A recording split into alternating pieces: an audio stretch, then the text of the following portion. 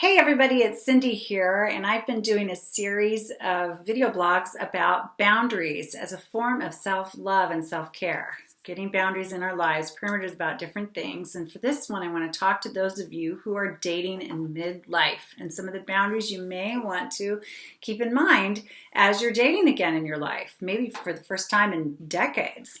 So, here are some thoughts. I just have a whole list of kind of a hodgepodge of things. And so one of the things you might want to ask yourself is what your comfort level is in getting into a car and riding with someone on a date before you know them very well.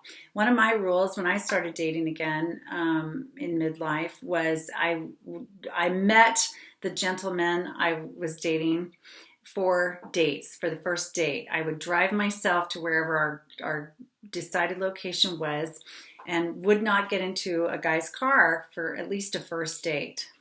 And most of the time, I didn't get into a car for 2 or 3 dates. I made an exception once, and I'm still with that guy. Been with him for well over a year, so I guess it was okay. But anyway, that was just a standard I set for myself for my own safety and feeling in charge of myself when I was out there dating men I did not know. That's one example. Okay. Also on dates, you don't have to answer, or on profiles, on online dating profiles, you don't have to answer any questions you don't care to answer. It's okay not to reveal everything about your life, everything about yourself, why you're divorced or why you're not in a relationship or anything private that you won't want to discuss. However, part of dating, if your goal is to really find someone to have a meaningful relationship with, there is a progression, a natural progression that will happen over a series of conversations or a series of dates where you want to reveal more, get more comfortable or test the waters of trusting that person and being comfortable talking about your life and things that are important to you. So the conversation grows in depth.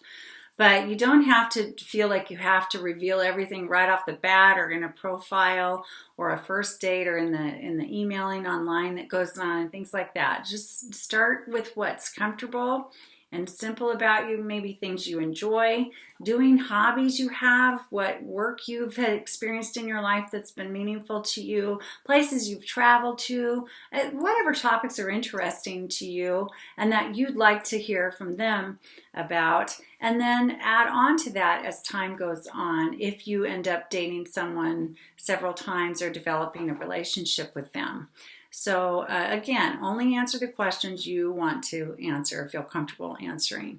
But if you ask the other person a question on a date with him or her, then it's fair game for them to ask the same question back to you. So keep that in mind. Profile photos. If you're online dating at all and you're putting up photos of yourself, you really want to remember that the kind of photos that you put up will really reflect part of your personality, and you want to reflect who you genuinely are and how you want to be perceived as much as possible. So if you're someone who loves to ride bikes or something, you might put a picture of yourself on a bicycle. If you're someone who has high standards around your sexuality, that you don't sleep with people on the first date or something like that, you probably don't want to put on a picture that makes you that's very revealing and gives the message that, hey, I just put it all out there, pretty quickly and that kind of thing. So you want to show, truly reflect who you are in those photos and be your authentic self and not someone that you're not, or give a message that you don't intend to give. When you're out on dates, you might want to consider how much alcohol you take in. Because you want to keep control of yourself at all times, especially as you're newly dating with people you don't know well, or if you're in an area of town you don't know well, or things like that. And again, you want to be able to empower yourself to drive yourself home, or be able to make a call and get an Uber or a taxi or something, or call a friend if you need to, whatever. But you want to keep yourself very conscious and aware of your behavior at all times. So be careful about that. Know your balance with alcohol intake and things like that. You want to set a standard for when you're really available to receive text messages or phone calls from people that you might be dating or considering dating. You want to communicate with him or her. Like if you don't want calls after 10 p.m. at night, for example, then don't answer your phone after 10 p.m. at night, or let them know, yes, you can call me, but only between the hours of 5 and 9 p.m. Or I only take calls early in the morning before I go to work, or I'm not allowed to text at work. I leave my phone, in my desk drawer when I'm at work, so don't expect to hear from me.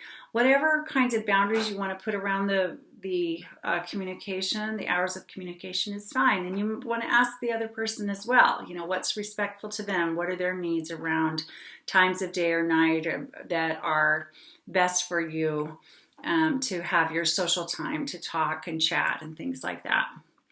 It's really okay to put these boundaries around these things. And then, the whole physical, sexual part of dating.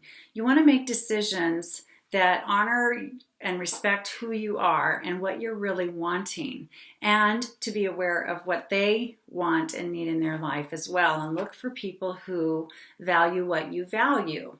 If you're someone who's very sexual and you view sex as a recreational activity as part of dating, fine. You want to find people who are like that.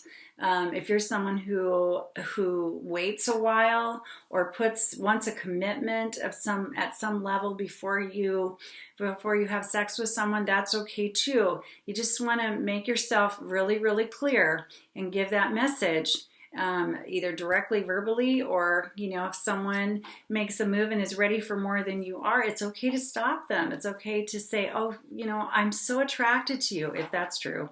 I'm very attracted to you, and I'm honored that you're attracted to me.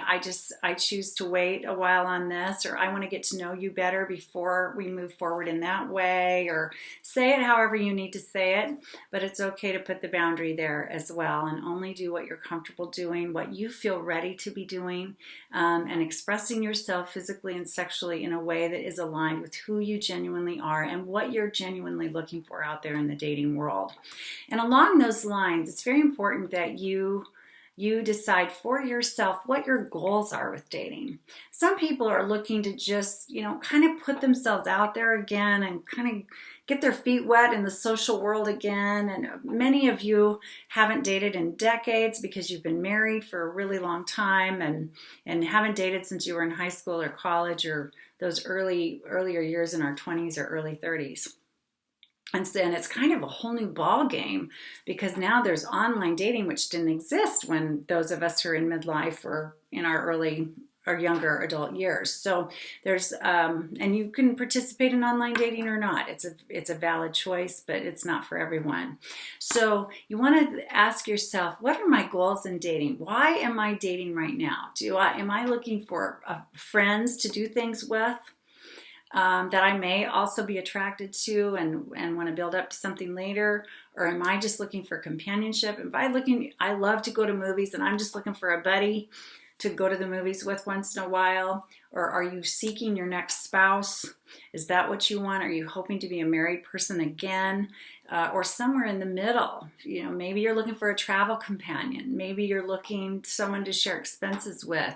There's all kinds of goals around dating. Maybe you're looking for someone that you're comfortable with just so you can have a sexual relationship with someone that feels safe to you. There's all kinds of reasons people are dating, and it's okay for you it's best for you to know what your goal is in dating. And then you can choose how much time, how much commitment and time and emotional energy and financial contribution you want to put to this in your life too. If you're really serious about dating and finding someone for the rest of your life, you may be in a place where you're ready to invest financially a lot of time and emotional energy into finding that person. If you're just kind of starting to put feelers out and trying to be social again and kind of meet new friends and figure out, how to be a single person in the world, again and meet people along the way and have a good time, then you may not want to invest so much time, energy, money into the process. So knowing your goals around dating, and your goals may change over time, and that's okay too. Just staying aware of what your actual goals are and then lining up the time commitment you give and communicate that with the people you're spending time with too, so they are not caught off guard.